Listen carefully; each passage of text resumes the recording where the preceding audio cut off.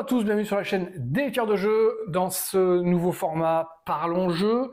C'est le second de la série dans lequel on va passer un moment avec deux youtubeurs. Et dans cette vidéo, c'est Wallplay et Philcas. Alors les deux ont des chaînes YouTube dédiées aux jeux de société, ils parlent beaucoup de jeux solo également, et ils ont tous les deux un petit gimmick particulier. Pour Wallplay, c'est « Hey, salut tout le monde !» Et pour Philcas, si vous le connaissez, vous êtes habitué au « Ah, vous êtes là !» Voilà, je le fais très mal, j'ai pas des très bons talents d'imitateur, mais vous allez voir, quand vous irez sur leur chaîne, vous les reconnaîtrez. Alors, on va commencer avec la petite série de questions, et puis je leur laisse la place pour se présenter.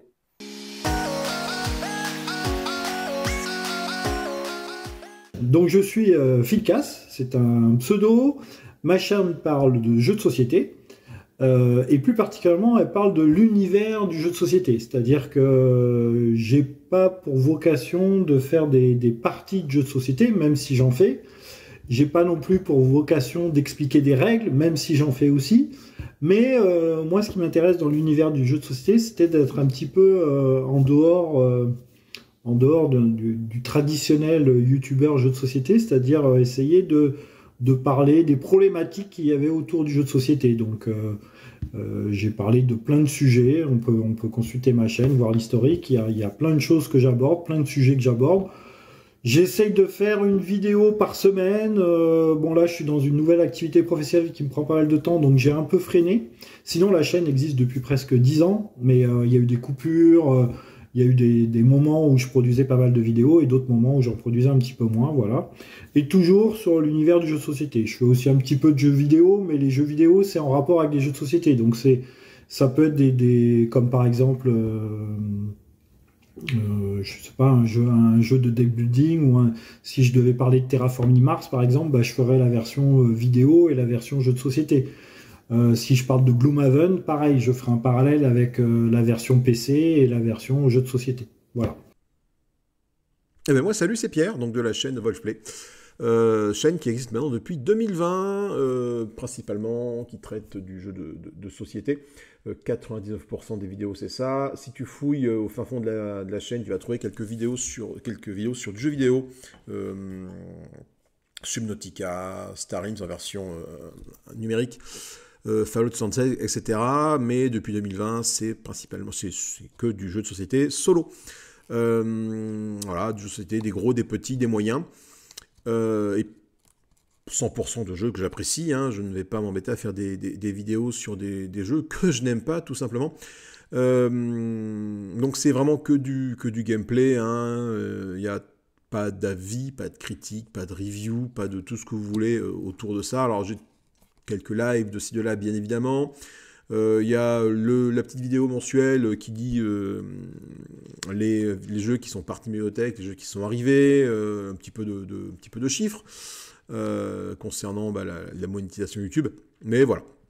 Sinon, c'est vraiment du gameplay solo sur différents jeux de société.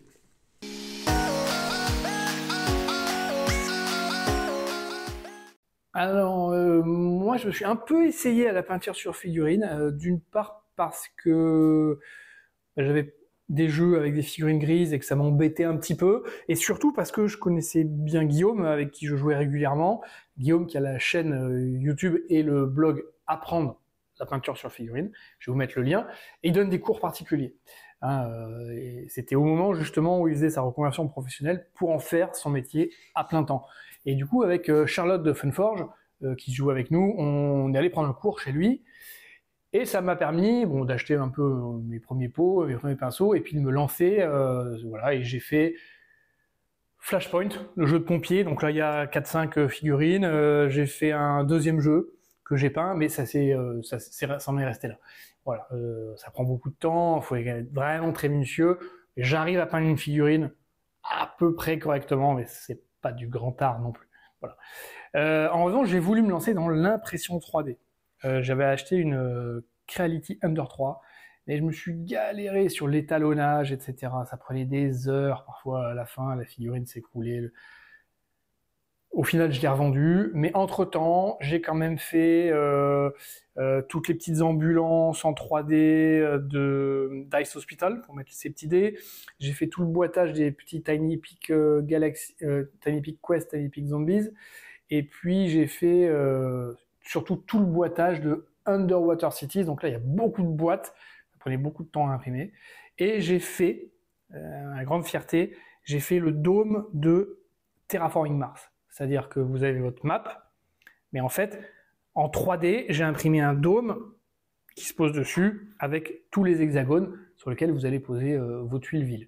Et évidemment, les tuiles villes, les tuiles eau et les tuiles forêt. Bon, voilà. Au final, j'y ai passé des heures, je ne sais pas combien de rouleaux de plastique, je l'ai revendu. Voilà, j'ai abandonné. Et du coup, maintenant, pour le boitage, je passe par des boîtes achetées sur AliExpress, petites boîtes en plastique, c'est super, et ça suffit largement. Voilà. Est-ce que en parallèle, j'ai d'autres passions que le jeu de société? Alors oui, à la base, je suis joueur de jeux de rôle. Donc oui, j'ai eu les jeux de rôle, j'ai commencé à 12 ans avec un maître de jeu qui nous avait ramené ça des États-Unis, qui jouait déjà et qui m'a initié très très vite au jeu de rôle. Donc moi j'ai eu ma période jeu de rôle pendant très longtemps et j'y reviens régulièrement, tous les 2 ans, tous les 3 ans, je replonge dedans.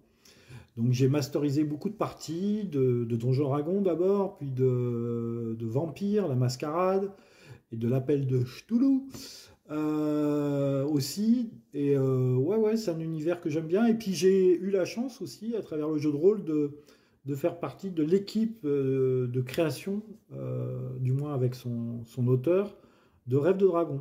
Alors je ne sais pas si les gens connaissent ou si les gens ont entendu parler de ce jeu de rôle. C'est un très très bon jeu de rôle avec un univers bien à lui, qui a été créé par Denis Gerfaux, et j'ai fait partie des bêta-testeurs, on peut dire, tout au début du jeu. Et c'était super bien, voilà, c'était super bien. Donc oui, d'autres passions, jeux de rôle, et puis sinon c'est tout. Création de jeux de rôle, de jeux de plateau aussi, j'ai plusieurs protos, alors que j'ai plus ou moins présenté. Alors je vais ouvrir au chat, alors ça aussi, ça fait partie intégrante de ma personnalité et de mes vidéos, c'est que j'ai 2 chats qui systématiquement font des allers-retours quand je suis en vidéo. Et oui, ils n'aiment pas me voir parler tout seul devant une caméra, donc ils font des allers-retours et ils interrompent systématiquement mes vidéos. Voilà, ça c'est leur grand jeu, leur grand kiff, donc voilà, tu couperas ou tu ne couperas pas, comme tu auras envie, mais les chats font partie intégrante de ma vie de youtubeur. Voilà. Est-ce qu'en parallèle, j'ai d'autres passions liées au jeu? Alors, je fais de la peinture sur figurine, mais c'est pas forcément une passion, clairement pas. On est vraiment sur un challenge que je me suis fixé moi-même de me mettre à la peinture de manière plus assidue que ce que je ne faisais jusqu'à présent. C'est-à-dire que si tu vas voir sur la chaîne, j'ai fait quelques vidéos de challenge peinture où je partais de rien, où j'expliquais mon niveau de peinture, qui remonte à l'époque où je jouais à Warhammer Battle et Warhammer 40K avec mon frangin, et où je ne jouais que des armées de Necrons et de morts vivants parce que c'était très simple à peindre. Et même ça, j'arrivais à les chier. Voilà. Donc non, un peu de peinture de ci, de là, voilà, effectivement, quand il y a des figurines, j'essaie de les peindre, sinon, tant pis. Et encore, je ne peins pas tous les jeux avec figurines, il y en a certains que je n'ai pas envie de m'amuser à les peindre, tout simplement. Impression 3D, non, j'ai pas d'impression 3D, je connais des gens qui en ont, donc je me fournis chez eux, tout simplement. Rédaction, scénario, création de jeu, non plus, en tout cas pas pour le moment, même si je pense que ça titille toutes les personnes qui jouent aux jeux de société, ça doit leur titiller un peu le pistil de créer un jeu. Dans ce sens, tiens, j'avais posté sur la chaîne un post où j'avais demandé aux abonnés, enfin aux personnes qui vont voir la chaîne, qu'est-ce qu'ils attendaient d'un dungeon crawler de manière générale, quelles étaient les mécaniques qu'ils voulaient absolument voir à l'intérieur, et j'ai eu énormément de retours par rapport à ça. Et ma question derrière n'était pas innocente, parce que c'était du genre, ma question, moi j'arrive pas à trouver le dungeon crawler qui me convient. J'en ai essayé plein. Moi, je joue à un Dungeon Crawler spatial, avec de l'aléatoire. Enfin bref, il y a tout un tas de trucs dans ma tête qui fait que. Et au final, bah, tu arrives à la conclusion, bah, si ça n'existe pas, bah, tu le crées, quoi. Donc, peut-être.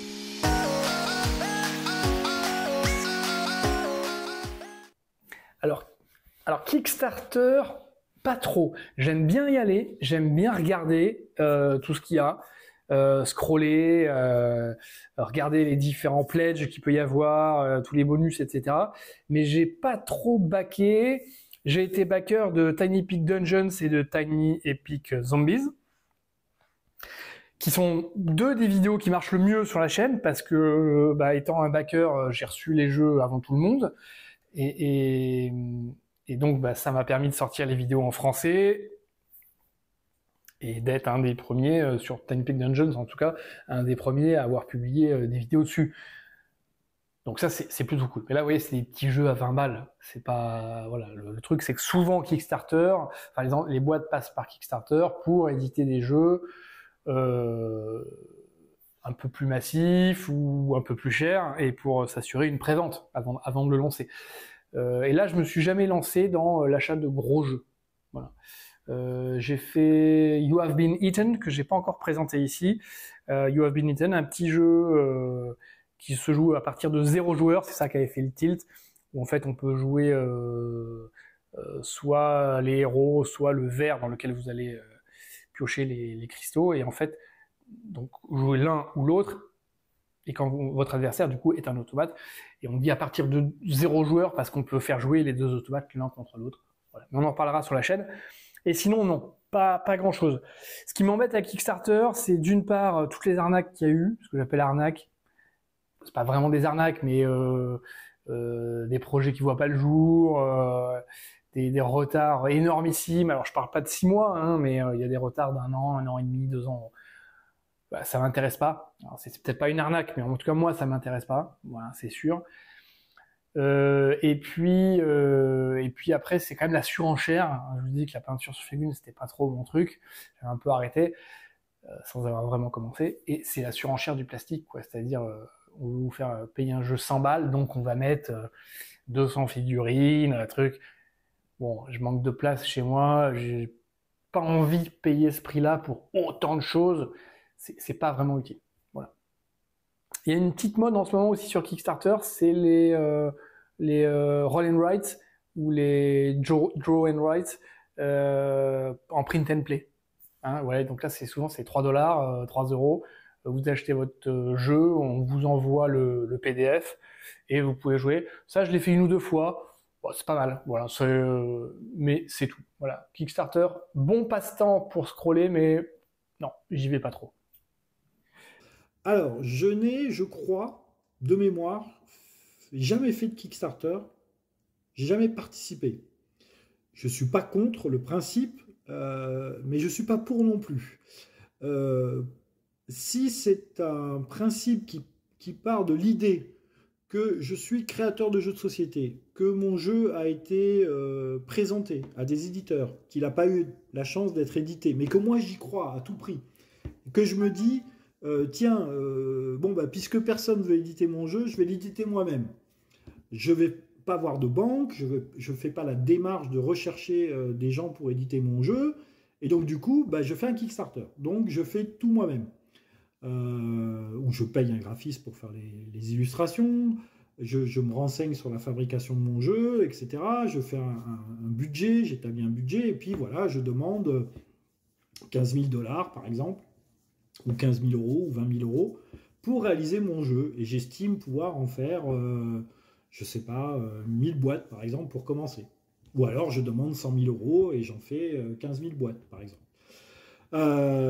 Si c'est sur ce principe-là du Kickstarter, je suis 100% pour. C'est-à-dire c'est le business économique à l'américaine. C'est-à-dire que tout le monde peut entreprendre et tout le monde et tous les moyens sont bons pour soulever des fonds et vous aider à entreprendre. Là, oui, je n'y vois pas quelque chose de malsain, j'y vois plutôt une démarche assez saine et je suis absolument pour, on va dire, cette démarche. bien que de ma formation et de mon éducation, je serais plus pour dire consulter les organismes officiels, les banques, mais comme les banques sont pas prêteuses, bon bah tant pis, on fait pas ça. Vous voyez, le chat remiaule parce que maintenant il veut sortir. Donc je vais aller ouvrir au chat et je reviens. Kickstarter. Alors que ce soit Kickstarter ou GameFound, hein, c'est le même combat, même si GameFound est pour moi un peu plus sécurisé que Kickstarter. Kickstarter, oui, je m'y suis beaucoup adonné au début de la chaîne, en fait, en 2000, pendant le confinement, parce qu'en fait, je ne connaissais pas vraiment le mécanique. Ce qu'il y avait derrière. C'est-à-dire pour moi, c'était vraiment Kickstarter, ok, tu mets des thunes dans un projet, il va voir le jour, il n'y a pas de souci, à partir du moment où le projet est financièrement validé, et où tu dépasses les objectifs, ok, c'est bon, tu auras ton jeu, tu l'auras dans un an, c'était la norme à l'époque, un an après, tu avais ton jeu, avec des trucs en plus, et principalement des jeux pour moi, c'était des jeux naïvement, qui ne sortaient pas en boutique, en fait, c'est les Kickstarter. Faux, complètement faux. Alors là, du coup, j'ai pledgé, voilà, c'était l'époque où la saga de Mythic Games est sortie en pledge, et alors là, voilà, là j'ai pledgé, donc je te laisse regarder l'actualité de Mythic Games par rapport à ça. Mais donc du coup, je n'aurai jamais mon L, et il y a un autre jeu aussi que j'ai pledgé, un jeu qui est Pologne, avec des petits meeples tout mignons, dont j'ai perdu le nom, et là c'est pareil, il n'y a plus de signe de vie.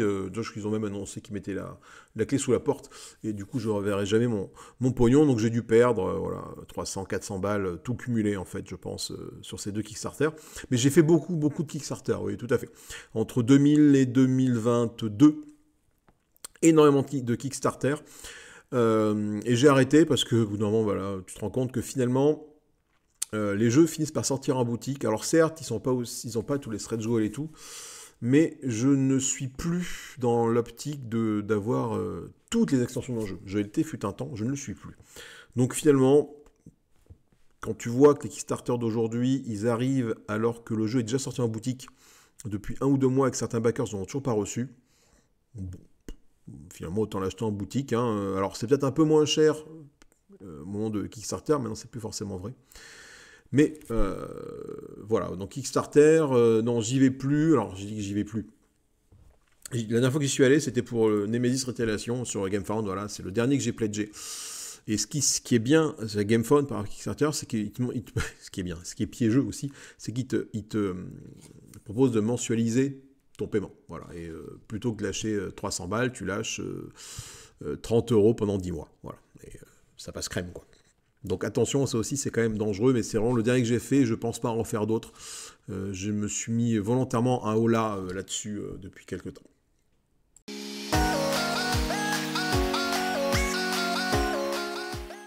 Alors le jeu qui m'a surpris récemment, c'est Dorf Romantic.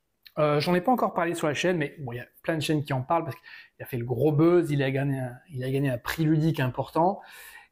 Et je dis qu'il m'a surpris parce que quand je l'ai vu, j'en ai entendu du bien et je me suis dit tiens, pareil, j'ai eu une occasion, je suis allé non, même pas celui-là, je l'ai pris dans ma boutique de jeux.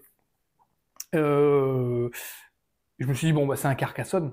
C'est un Carcassonne-like. Vous vous souvenez Carcassonne? Carcassonne, vous tirez des tuiles et puis vous construisez un petit peu votre paysage où vous continuez vos routes et où vous construisez des villes et des champs et où vous mettez des paysans et des soldats dans les villes, etc. Bon, et puis vous marquez des points avec la route la plus longue, avec le nombre de champs qui sont connectés, avec la taille des villes qui sont fermées, etc., etc. Il n'y a pas de version solo de mémoire de Carcassonne, je ne crois pas. Du coup, je me dis, tiens, Dorf Romantic, une version solo d'un jeu, d'un classique, d'un jeu que j'aime bien. Bon, je vais y aller, mais je m'attendais pas à grand-chose. Je m'attendais juste, voilà, à un petit jeu sympa. Et en fait, j'ai été surpris. Excellent jeu. Excellent, pourquoi excellent parce que finalement, encore plus simple que Carcassonne. Voilà.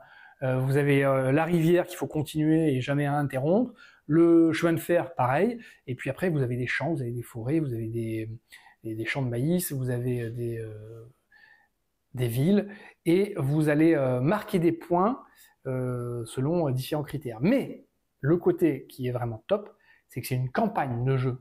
Et une campagne de jeu où, au fur et à mesure que vous allez jouer et marquer des points, vous suivez votre campagne sur une map vous cochez les cases par rapport au nombre de points que vous avez marqués, et il y a des steps, des étapes que vous allez débloquer des bonus, ouvrir des boîtes qui sont dans le jeu. Dans ces boîtes, vous allez découvrir des nouveaux objectifs, vous allez découvrir des nouvelles tuiles, vous allez découvrir des nouvelles manières de scorer, ce qui fait que vos parties vont être plus complètes, vous allez scorer encore plus, et plus ça va, plus vous allez débloquer des nouvelles boîtes, etc., avec l'objectif, finalement, de débloquer tous les bonus. Et on se prend au jeu.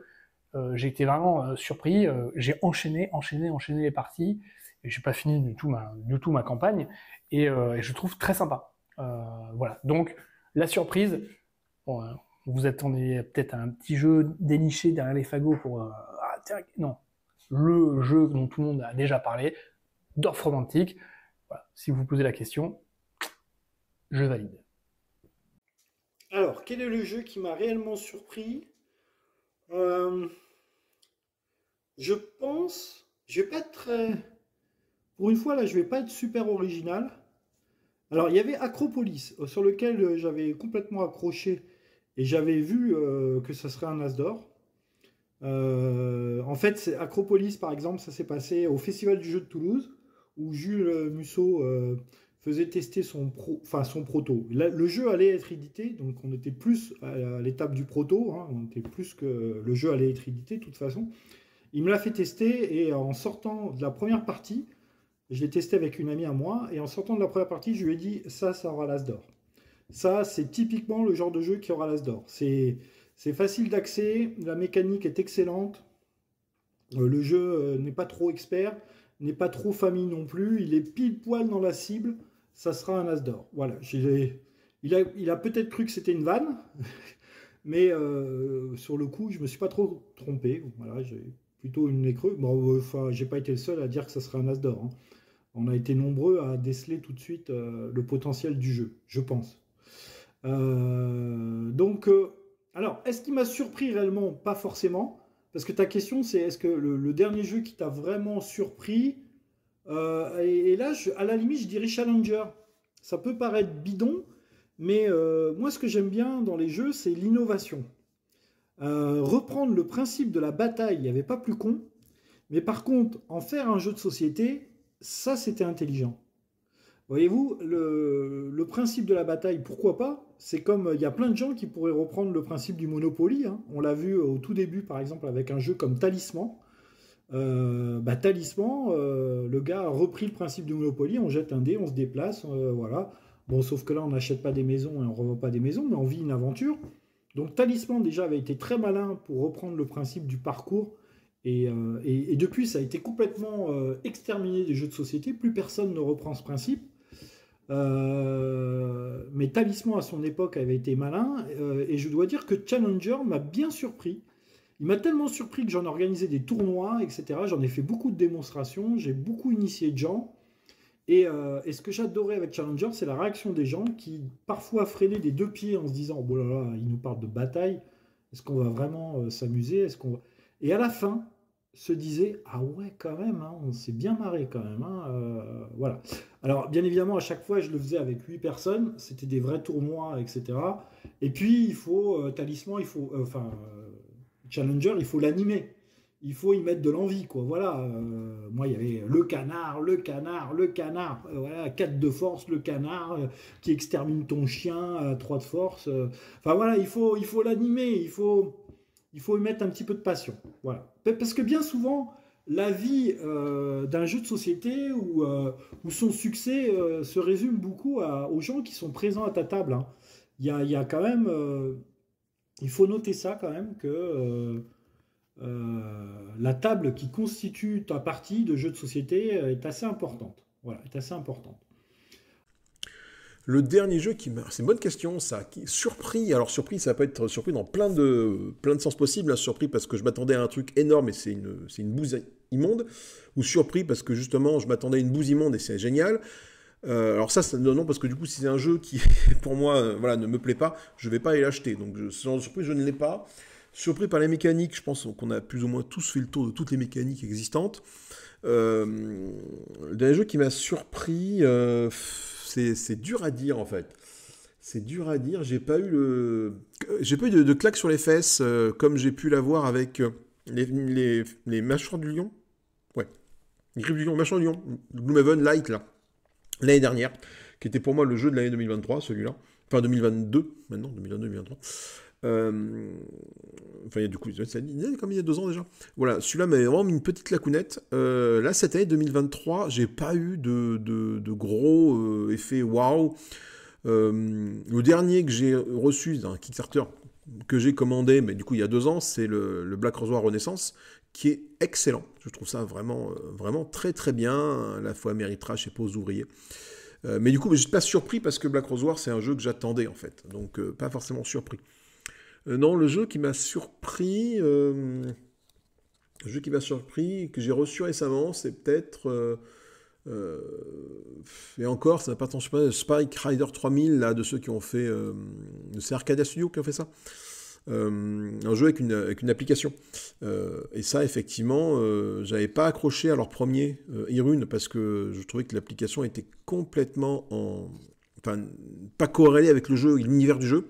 Autant là, tu es dans un vaisseau spatial, tu diriges un vaisseau, et en fait c'est une IA qui te dit les ennemis arrivent par-ci, par-là, et ça match vraiment avec le jeu, avec cet univers-là. Donc là c'est une très bonne surprise ce jeu-là. Bon, l'application est un petit peu buggée sur tablette, mais ça ils sont en train de le corriger. Mais très bonne surprise pour ce Spark Riders 3000. Sinon, non, j'ai pas eu cette année, je t'avoue que j'ai pas eu de surprise plus que ça sur un jeu.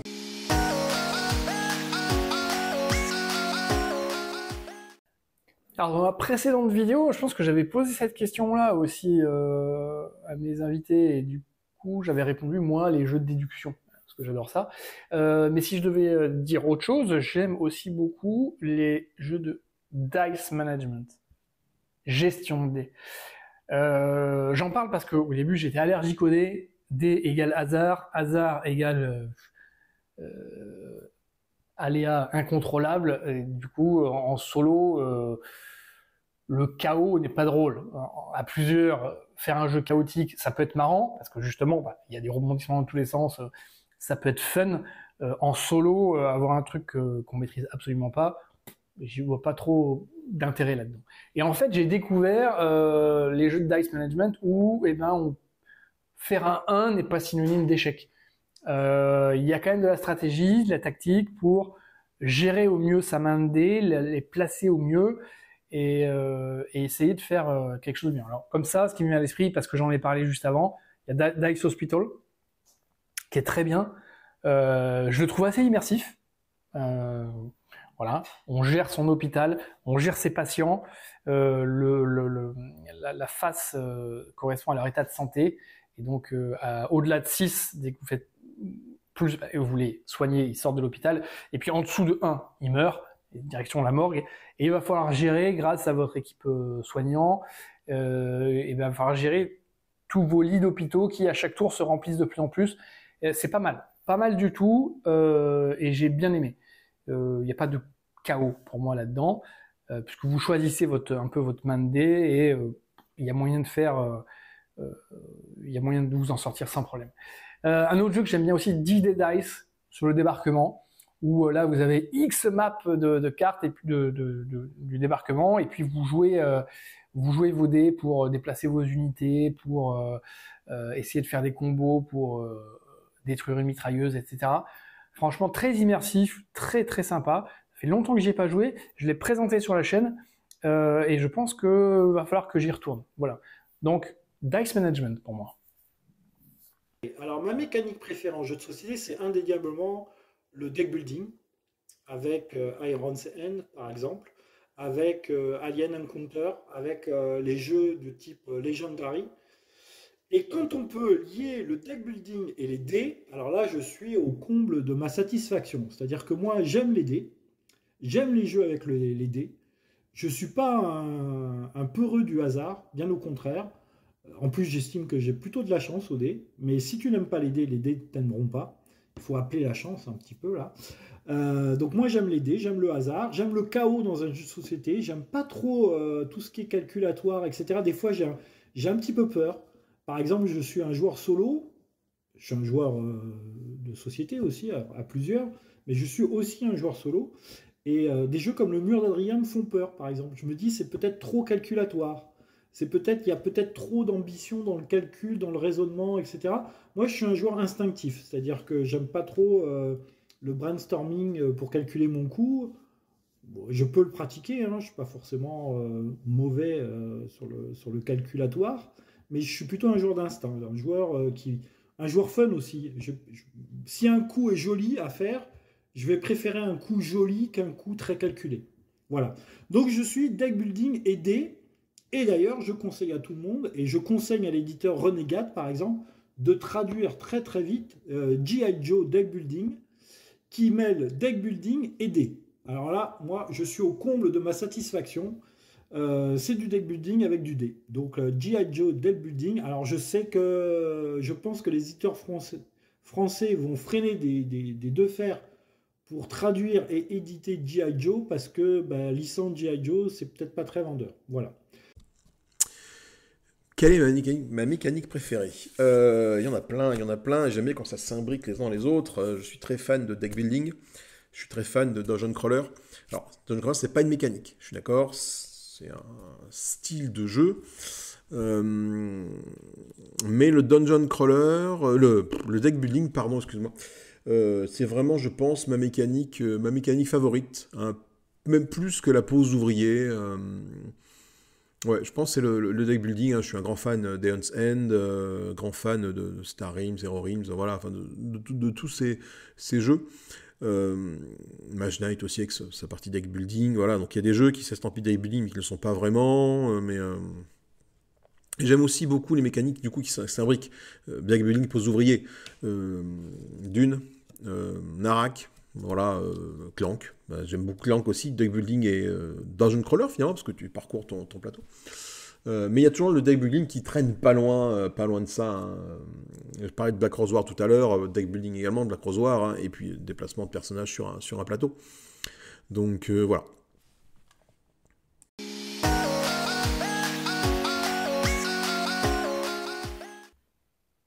Bon, là, c'est assez simple pour moi. C'est assez simple parce que ça correspond à mon nombre de parties dans BG Stats. C'est-à-dire que j'enregistre chaque partie pour faire des stats sur l'année, pour me lancer des défis, etc. Et puis ça me permet aussi régulièrement, quand je veux faire du tri, de regarder quand est-ce que j'ai joué pour la dernière fois à un jeu. Et puis, si j'ai pas joué depuis 3 ans, je peux le revendre. Au pire, je le rachèterai 3 ans plus tard si j'en ai besoin. Et du coup, les jeux que je revendrai jamais correspondent un peu à ceux qui sont les plus joués. Alors même si j'y ai pas joué depuis longtemps, le premier au top, c'est Tiny Epic Galaxy. Il est important pour moi parce que c'est la première vidéo de la chaîne. Les premières vidéos de la chaîne. J'avais fait une vidéo explicative de la règle et j'avais fait ensuite 5 ou 6 parties solo qui correspondent à chaque niveau de difficulté. Sur Tiny Epic Galaxy, je crois que j'avais présenté aussi Beyond the Black, il me semble que c'est ça, hein, l'extension. Et du coup, excellent. Jeu de dice management, justement, on en parlait, on gère ses dés pour faire lancer ses vaisseaux, pour découvrir de nouvelles planètes, etc., coloniser des planètes. Tiny Epic Galaxy, vraiment, valeur sûre pour moi, je garde. Deuxième jeu que je garderai, évidemment, Terraforming Mars, le jeu pour moi. Alors le jeu pour moi parce que je l'ai customisé à mort en rajoutant le dôme en 3D, les éléments en 3D, j'ai acheté sur Broken Token tout le boitage à l'intérieur en mousse, en carton plume. Bon, voilà. Si, il me manque un truc. J'ai vu tous les jetons joueurs. J'ai vu ça sur Etsy ou je sais plus quel site. On peut acheter les petits cosmonautes. Ça je vais le faire un jour. Et autre chose, j'ai vu aussi qu'au lieu d'avoir la map en carton, on peut s'imprimer sur du néoprène. Bon, voilà. Mais bon, évidemment, Terraforming Mars, je le vendrai jamais. J'adore. J'ai pas joué aux extensions, mais je trouve de base super. Et enfin, le dernier jeu, parce que j'en ai demandé 3, C'est Turing Machine, beaucoup plus récent, mais voilà, c'est jeu de déduction. Là, on est sur le tableau Excel. On est sur le tableau Excel du jeu de déduction. Aucun graphisme, épuré au maximum. On n'est pas dans le fun, on est dans la déduction mathématique. Et voilà. Alors, moi, je me fais plaisir. Là, je le trouve top. Voilà, inépuisable avec les niveaux de difficulté. Essayez le niveau cauchemar, vous verrez. Génial. Donc voilà, ces 3 jeux-là, une place à vie dans la ludothèque. Les 3 jeux que jamais tu ne vendras. Et pourquoi? Alors là, en 2 minutes, ça va être court. Ça va être difficile de répondre à cette question. Parce que déjà, il faut y réfléchir. Alors, j'ai pas été voir en plus dans ma ludothèque. Hein. Donc, les 3 jeux que je vendrai jamais. Alien Encounter, que j'ai eu peut-être 10 ans. Et encore, j'ai même pas une version à moi. C'est une version qu'on m'a prêtée. J'ai traduit toutes les cartes en français et je me suis fait mon propre jeu. Donc, je vais pas revendre mon prototype. En fait, c'est un prototype d'Alien Encounter. Donc ça, c'est sûr et certain, je ne le revendrai jamais. Peut-être Gloomhaven. Gloomhaven, j'ai pas vraiment envie de le vendre. J'ai pas fini la campagne et je me dis, quand je serai à la retraite, je finirai la campagne de Gloomhaven. Voilà. J'en suis peut-être au scénario 10, entre 10 et 15, je sais plus exactement. J'ai pas tout débloqué. J'ai pas ouvert les boîtes, donc je me laisse toujours la surprise et j'espère qu'un jour je finirai la campagne. Voilà. Donc Alien Encounter, Gloomhaven. Et le 3e jeu, alors c'est un jeu de société, c'est mes cartes Magic. Mes cartes Magic, alors moi j'ai connu Magic au tout début de Magic, et pour rien au monde, je revendrai mes cartes. Voilà, je ne revendrai pas mes cartes, et peut-être même que mes héritiers, ma fille notamment, héritera de mes cartes. Alors j'espère qu'elle ne passera pas à la poubelle, j'espère que j'aurai le temps de lui faire un petit speech sur voilà, de ce que tu as hérité. Revends-les si tu veux, mais du coup elle sera bien contente de les avoir. Parce que dans mes cartes Magic, voilà, il y a du Black Lotus, par exemple. Voilà. Donc, ça a une petite valeur sentimentale. Et puis ouais, j'ai connu Magic au tout début. Et je n'ai jamais revendu mes cartes. Et j'ai eu la chance d'ouvrir des boosters avec des Black Lotus, des Mox, etc. Et c'était une très très bonne période de ma vie. Donc, je ne revendrai jamais mes cartes Magic. Voilà. Il y en a... Alors, il n'y en a pas. Enfin, si, mais non, en fait, non. Disons que j'ai déjà vendu des jeux, plein. J'ai déjà vendu des jeux que j'ai rachetés. Et j'ai même vendu des jeux que j'ai rachetés, que j'ai revendus. J'ai pas été l'étape d'après, mais c'est déjà pas mal. Il y a des jeux que je ne revendrai pas. Pourquoi? Parce que financièrement, ça n'a aucun sens de la vendre. C'est des jeux que tu chopes à 40 balles neuf, 45 € neuf. Et il y en a tellement sur le marché qui sont à 15 € actuellement, 10 €. Comme j'offre les frais de port, généralement quand je les vends, et ça va faire un jeu que je vends à 5 balles ou 10 balles. Et je n'ai pas envie de m'embêter pour 5 ou 10 balles. Voilà. Donc déjà, il y a toute cette catégorie de jeux-là qui existe. Je sais que je ne pourrais pas revendre, même si je le voudrais. Des petits jeux, les jeux de Flip and Write, là, Run and Write par exemple. Ça, ceux-là, ils rentrent dans cette catégorie-là. Tu les trouves tellement pas chers que tu ne peux pas les revendre. Il y a des jeux que je ne revendrai pas également parce qu'ils sont plus trouvables. Je prends Nemesis, le premier. Nemesis qui est très bon. Excellent jeu. Mais tu ne le trouves plus, à moins de claquer 300 balles dans un jeu d'occasion. Alors j'ai eu la chance par un abonné qui a pu m'avoir un Nemesis 9, encore sous ses lots, au prix vente, 140 €. Mais voilà, celui-là par exemple, je ne le revendrai pas, parce que je sais que je ne pourrais pas le racheter derrière à un prix correct, tout simplement, parce qu'il n'est plus édité, et je ne pourrais pas l'avoir à un prix correct. Après, il y a des jeux que je ne revendrai pas parce que je les aime. Voilà, c'est possible. Mais finalement, pas tant que ça, quoi. J'aime tous mes jeux, mais il n'y en a aucun qui n'est pas invendable, en fait, quoi. Je suis en train de réfléchir, je regarde ma bibliothèque à ma droite et à ma gauche. Il n'y a rien qui me saute aux yeux, en fait, tout simplement.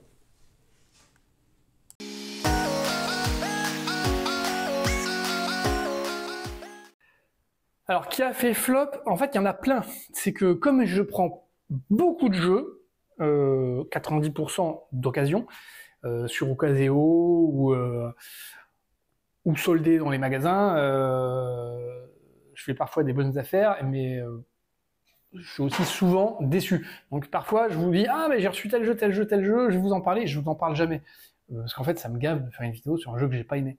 Généralement, je le revends et puis je passe à autre chose. Alors, je regarde en même temps, je tac sur le côté parce que je les ai écrits. Alors le premier là que je suis en train de que je revends, Rescue Polar Bears d'ailleurs, Rescue Polar Bears.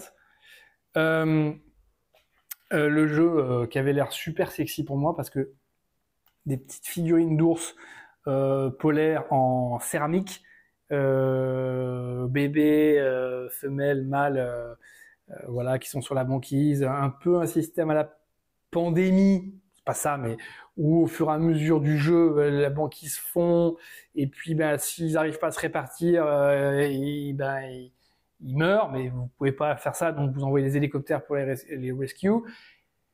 Et voilà, donc et vous êtes des bateaux et vous avancez pour les secourir, pour retarder le réchauffement, pour sexy sur le papier. Et en réalité, à part le matos des ours qui est super, le reste du matos, je trouve pas terrible. Le carton, le plateau, est pas fou. La qualité est pas top. Et énormément de tout petits jetons en carton pour mettre. Donc c'est galère au possible à gérer. C'est chiant quoi. Une mise en place que je trouve longue pour pas grand chose parce qu'après le jeu, je le trouve très répétitif. Voilà. Parce que vous avez 4 ou 5 bateaux. Vous pouvez jouer à 4 ou 5, peut-être 4 bateaux, je sais plus. Et chaque bateau a une petite capacité particulière. Il y a le bateau qui peut prendre un ours de plus. Il y a le bateau qui peut aller un peu plus vite. Et en fait, ça guide tellement vos actions que, voilà, vous savez que le bateau marron, il va faire ça, le bateau. Et en solo, vous jouez avec plusieurs bateaux. Enfin, vous simulez un jeu à 2, 3, 4. Non, j'ai pas accroché. Voilà. Trop de mise en place, matos finalement assez moyen, et puis le jeu, bon, c'est pas fou quoi. Voilà. Et je crois qu'il le vendait super cher, il était à plus de 60 balles neuf. Là c'était no way, carrément trop. Et bon, même là d'occasion, je fais de la place donc ça rip. Orléans, Jeanne d'Arc, Draw and Write, le jeu de Draw and Write dans l'univers de Jeanne d'Arc Orléans, enfin du jeu Orléans. Et j'ai pas aimé, alors que j'adore le système des draw and write ou des roll and write. Là c'est draw parce que on tire des cartes. Et en fait j'ai pas aimé pour plein de raisons. Je trouve les illustrations fades, c'est des illustrations un peu beige, marron, pastel à l'allemande. Je sais pas, il y a pas d'immersion, il y a rien. Pareil, je trouve le jeu répétitif. Et puis non, enfin j'ai pas accroché, j'ai dû faire une ou deux parties, et puis après je me force pas, hein. J'accroche pas, donc allez, ça dégage. Et le dernier qui m'a déçu, je vous en avais parlé aussi, Cold Water Crown, un jeu sur la pêche. Je suis pas pêcheur, je m'étais dit ah putain super, ça peut être sympa, un truc un peu original. Et puis là, grosse déception, vous avez différents endroits où vous allez, le ponton, le port, je sais pas, voilà. Et vous avez des piles de poissons que vous pouvez choper. Et en fait, c'est toutes les mêmes. Vous avez une pile de brochets, mais en fait, c'est 15 tuiles brochées. Donc, je m'attendais pas à un jeu comme Wingspan où vous avez chaque carte qui identifie en détail un oiseau unique. Donc, sur 150 cartes, ou 200 cartes, vous avez 200 oiseaux. Et donc, c'est plaisir de tirer des cartes, de découvrir à chaque fois des nouvelles choses, des précisions sur la carte. Alors que je m'en fous des oiseaux, hein, pareil, mais pour le coup, c'est vraiment top. Mais là, non, là, c'est chiant. Voilà, vous avez pêché du brochet au port, c'est toujours la même. Et là, c'est un espèce de jeton en carton avec un brochet dessiné. Il n'y a rien. Non, aucun intérêt. Donc, Cold Water Crown, pareil, ça rip. Alors, qu'est-ce qui a fait flop dernièrement pour toi? Je pense que c'est un jeu sur la gloire de Rome. Alors, je sais pas exactement le titre. Donc, du coup, je vais le massacrer, le titre. Est-ce que je peux le retrouver, le titre du jeu? Est-ce que je peux le retrouver, le titre du jeu? Euh, Age of Rome. Age of Rome. Ça a bien fait flop. Ça a bien fait flop d'abord parce que le jeu est super cher. Euh, le jeu est super cher et le jeu n'a rien à voir avec Rome. Voilà. La mécanique est pas très novatrice. Mais je suis pas là pour casser le jeu, donc après tout, il plaira à certaines personnes. Moi, j'ai pas accroché. Je suis, c'est vrai, relativement cash quand je fais des vidéos, mais je ne veux pas casser le jeu pour casser le jeu. Et moi, ça m'a pas plu. Voilà, ça m'a pas plu. J'ai trouvé qu'il n'y avait aucune immersion avec le jeu et le thème. Je trouvais que ou le thème était plaqué, ou le thème n'allait pas avec le jeu, mais moi, je me suis pas du tout retrouvé à Rome, à l'Antiquité. Donc, Age of Rome, ça a fait flop. Voilà. Et j'en vois pas d'autres là, comme ça, à brûle pour point, sans avoir préparé la question. Je vois pas trop de jeux qui ont fait flop. Il y a beaucoup de jeux que je trouve moyens quand même, mais du coup je les achète pas et je les teste même pas. En gros, alors ça aussi, on me le reproche parfois de critiquer des jeux auxquels je n'ai pas joué. C'est comme si en fait je critiquais des films que je n'ai pas vus. Mais moi, c'est pas ça que je critique. Moi, je critique le fait que ça m'a pas donné envie de les acheter, quoi.